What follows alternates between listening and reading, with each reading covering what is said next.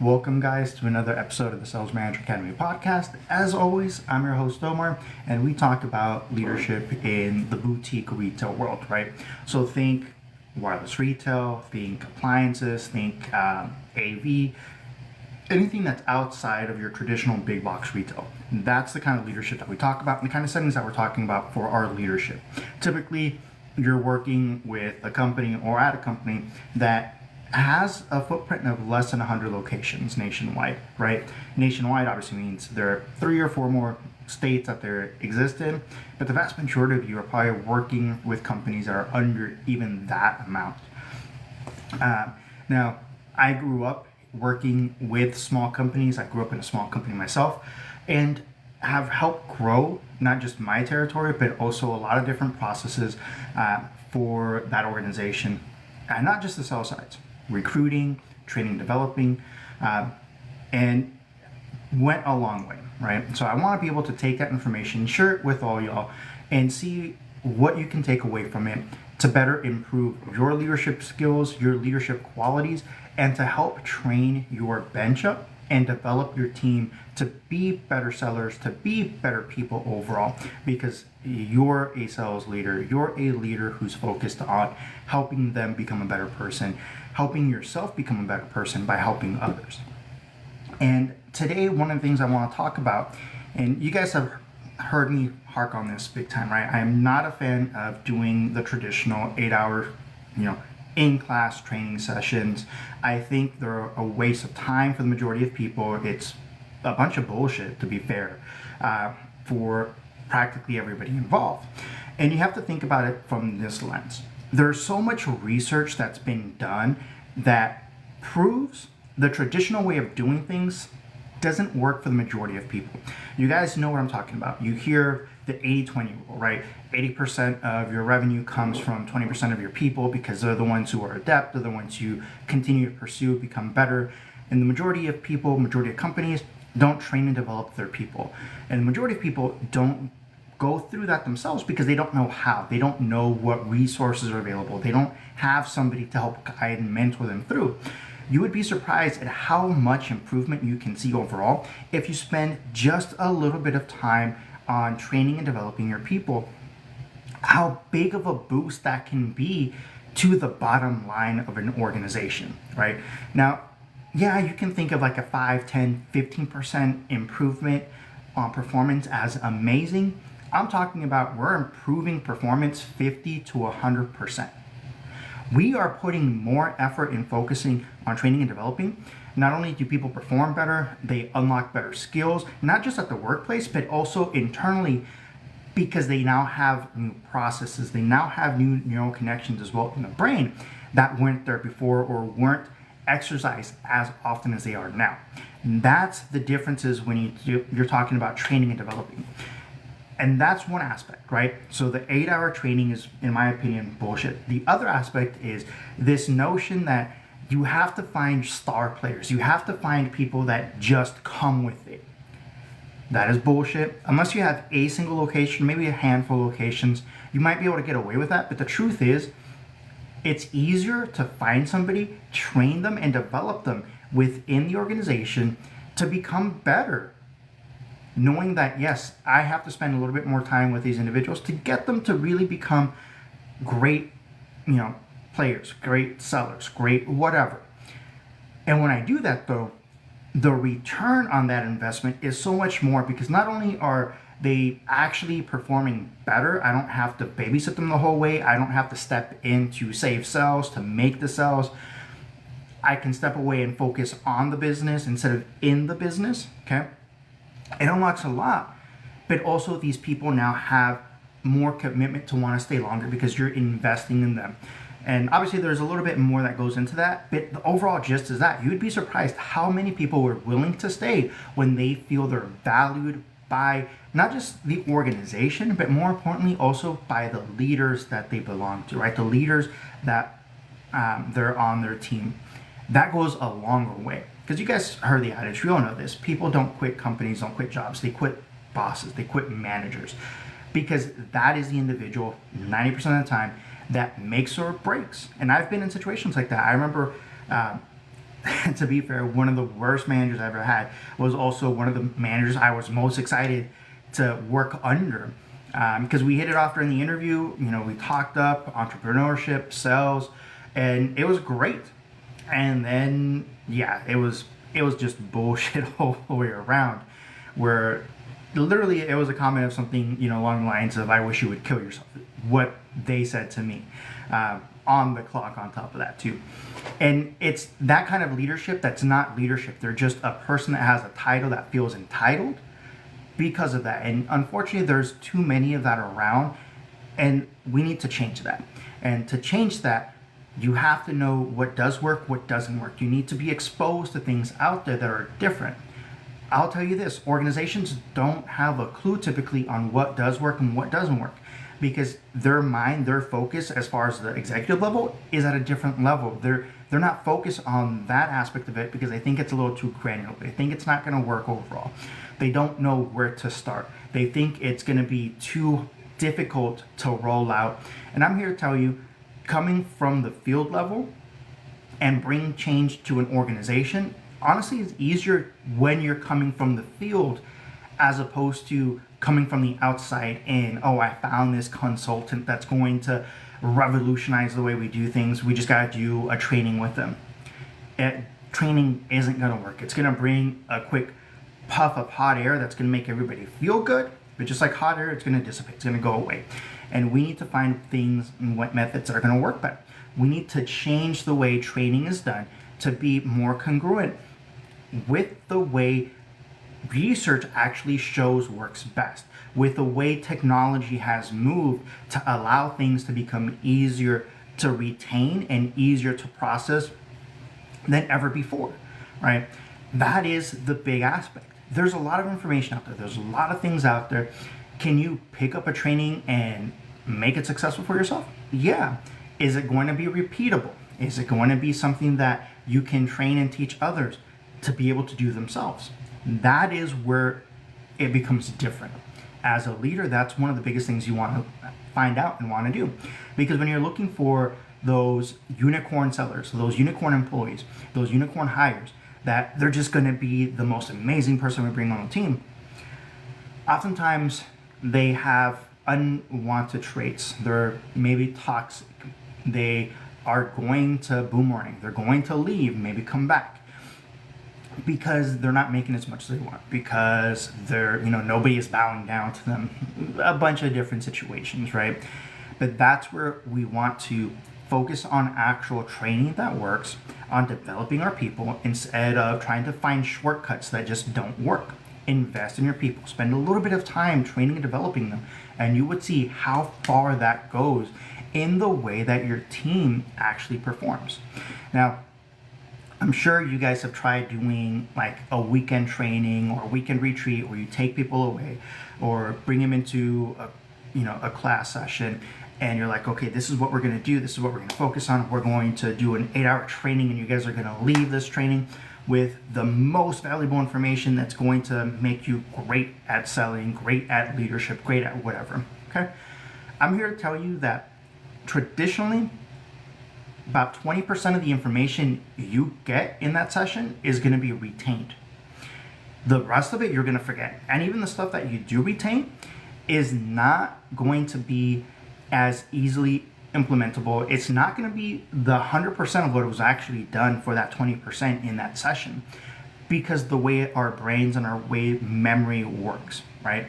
And everybody in that session is going to take different pieces away from it. So you're not going to have something that is fluid. You're not going to have something that is across the board consistent. And that's what irks a lot of, and honestly, it irks a lot of owners, because they're like, yeah, we tried this training. We tried doing something like this. It didn't work for us.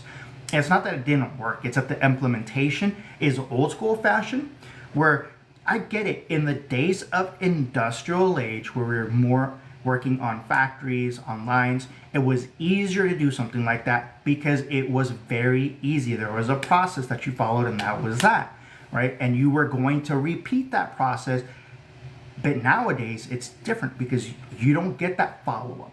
You don't get to be able to experience that over again. You don't get to actually put those principles in practice consistently afterwards. So you're not building any habits, you're not doing anything that's worth it to actually retain that information. And that's where it fails. So that's where those 8-hour training models are no longer really valid, especially for sales teams, for sales leaders. You need something different. And that's where I talk about chunking, where you do small little micro learning sessions. You focus on, one thing, and honestly it could be as little as 15 minutes, but you're focusing on one small thing and you're allowing them the ability to actually utilize that information in real time shortly after.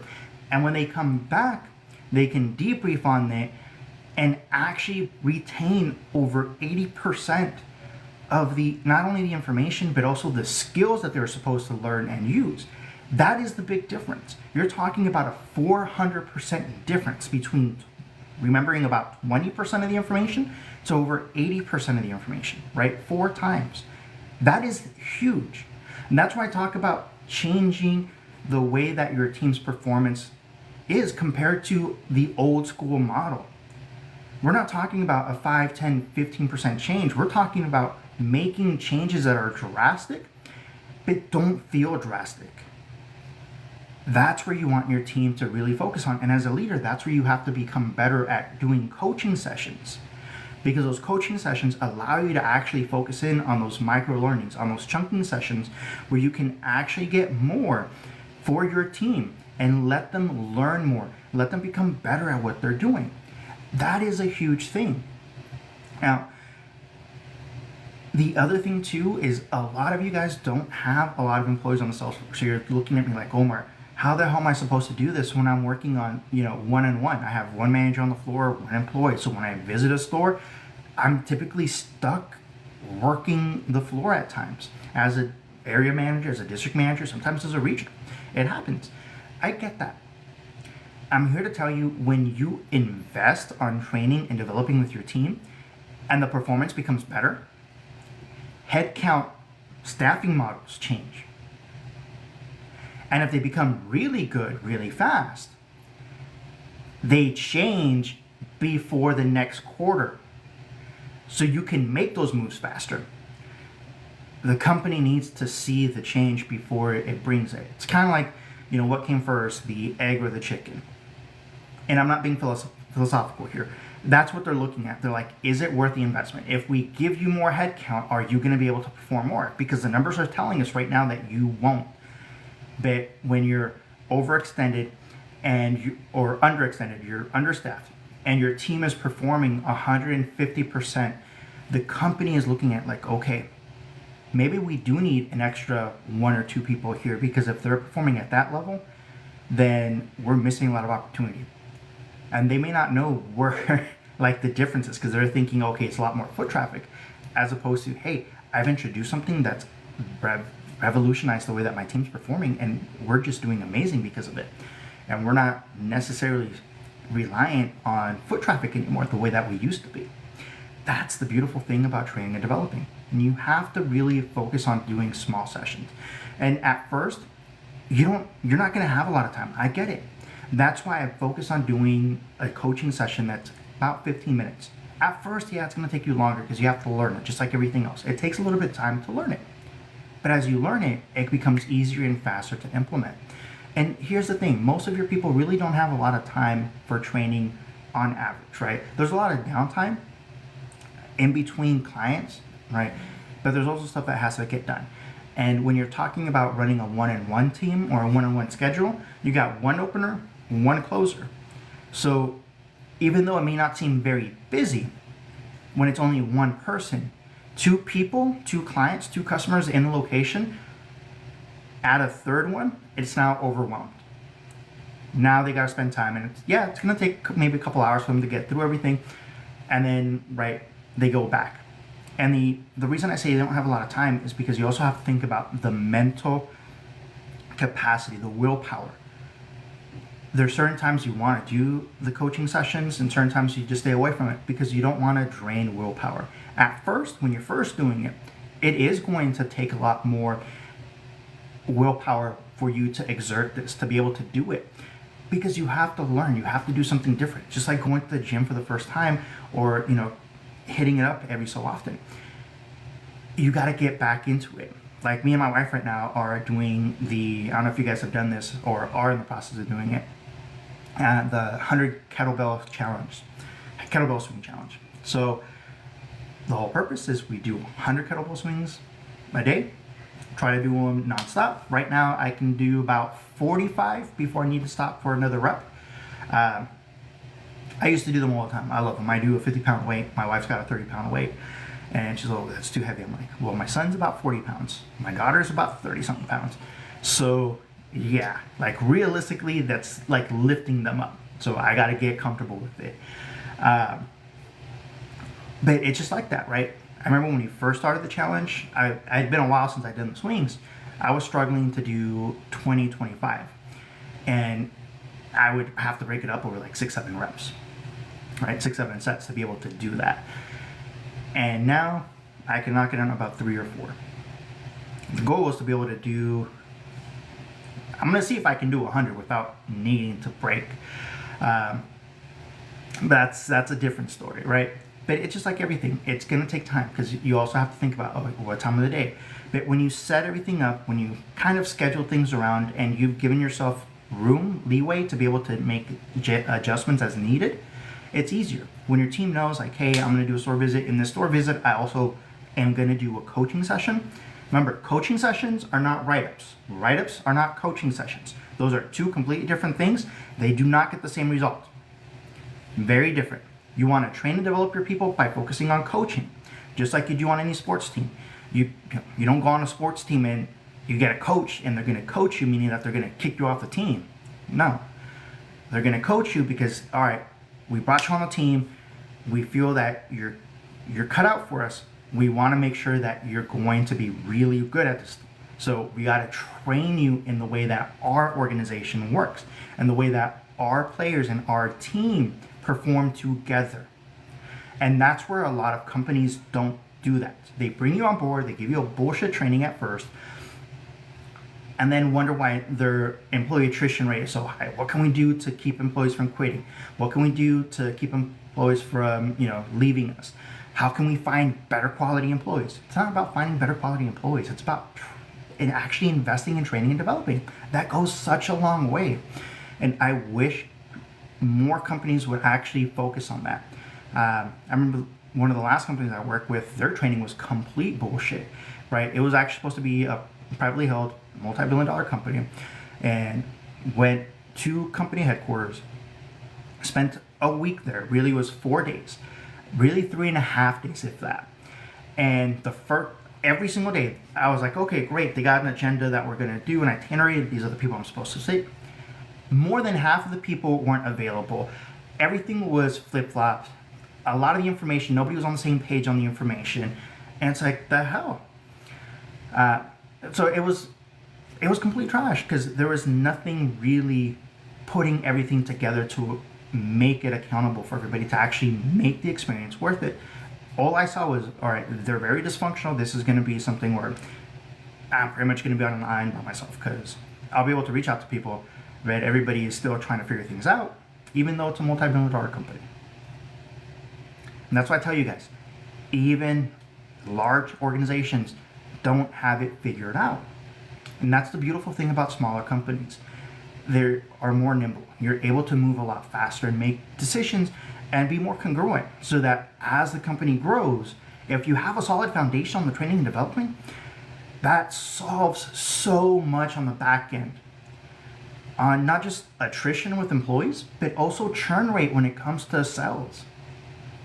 Because there is a complete correlation between the level of training and developing that you do within the organization with your employees and the amount of money you lose on the back end. That's sink in, right? That is, they correlate with each other very, very well, almost a 1-to-1. And that's where you want to do. So stop, trying to do a marathon training. It doesn't work. Do small bite-sized chunks, right? Do micro learnings, do chunking sessions, and that goes a long way. when it comes to training and developing your people.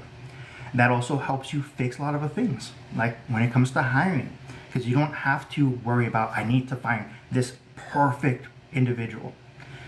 You now have an idea of the kind of framework that you're looking for employees, where if you have certain personalities that you interview and certain experience levels, you're like, okay, this is the kind of level that we'll need. Perfect. They'll be able to fit very well. They'll be very successful going through the training and developing as long as they execute. And the execution portion is part of the training that we're going to help them develop, part of the development process, because we know that when you go through this and you have the right level of support, it goes a long way in not just you being successful, but also us being successful, because I don't want to lose people that I bring on board. I'm not throwing spaghetti on the wall and wishing that, all right, I'm going to hire 5 people, hopefully 2 of them stick. No. I hired 5 people and I want all 5 people to stay.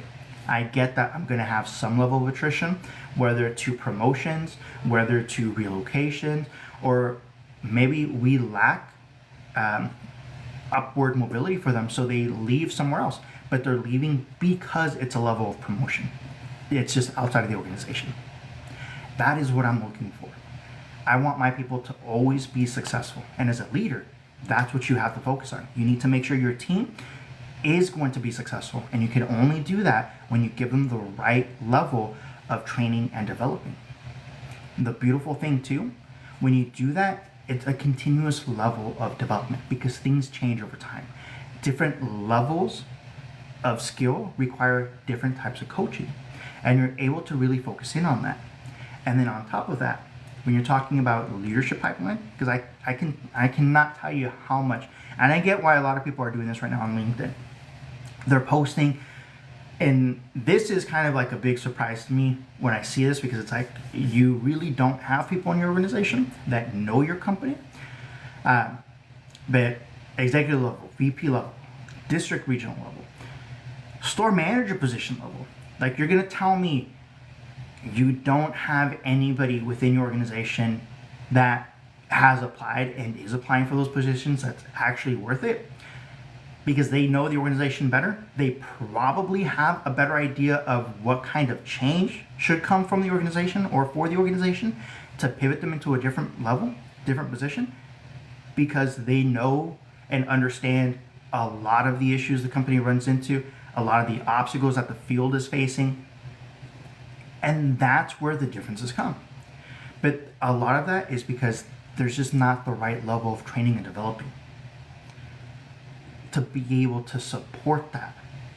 So they're trying to grow at a clip that's not sustainable. And that's where they start churning a lot of employees. A lot of employees start leaving because the leadership's changed. There's no training, there's no developing, there's no level of support for the field from the home office. And that's what it feels like. I'm not saying that's the case.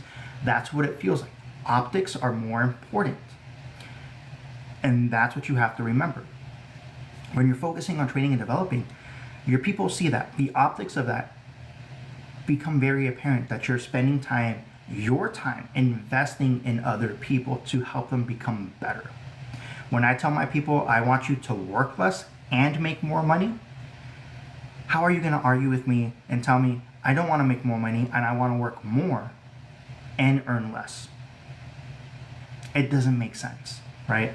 And that's what you want your people to understand, that you're doing something that it sucks at first, but the results are so worth it that it makes it a no-brainer. And that no-brainer, that is where you start to see sustainability. You're focusing on training and developing. You're doing your chunking, right? Your micro learning sessions, your 15-minute coaching sessions, and you're spending time on helping them visualize their attainment, right? What they're actually going to do, the action steps that they're taking to be able to achieve the results that they want, the goals, actually setting proper goals. You would be surprised how difficult it is for a lot of people to actually set proper goals. And that's where a lot of people don't get it correct. The first step in the coaching session, setting goals. And then you got your action items. And then you got your visualization. And then you got your commitment portion. It goes a long way, and they're all tied together. But you have to start now and not wait for something down the road. Don't wait and do 8-hour training sessions. I'm not saying never do it. I'm saying if you're trying to change performance, it is the absolute worst thing. We can talk about the way to do proper training for like new hire employees and to really bring them in. And it's still not an 8-hour training session. I've ran countless sessions for new hire employees, and never have I done a full 8-hour training that felt like it was actually worth it for not just the new hires, but also for me, for the trainer. There's different ways to do it, and you can do so much more. But remember, we're not data dumping. We're not overwhelming them with all this information and thinking that's going to be great because we're going to give them a 2-week ramp on period. That doesn't work. There's a proper way to do it, and there's the way that's going to keep you behind. So which are you going to take? Now, if you're wondering, well, how the hell can I start this? How can I become better at coaching? What first step can I take? The first step is honestly the commitment. Are you going to be a coach, or are you going to let people slide and you actually not get the recognition of being a great leader? Don't do that to yourself. Don't do that to your people. Check the link in the bio. Grab that 15-minute template. If you're watching this on any of the other platforms, check the link in the video description. Grab that 15-minute template. Start using it right away. It goes a long way in helping you develop your training, your coaching sessions. Right? And if you need any additional assistance, feel free to reach out, leave a comment, send a DM, send an email. Right? And we'll go from there. But as always, guys, I want to say thank you once again for taking time, spending it here with us at the Sales Manager Academy podcast. I'm Omar, and I'll catch you on the next one.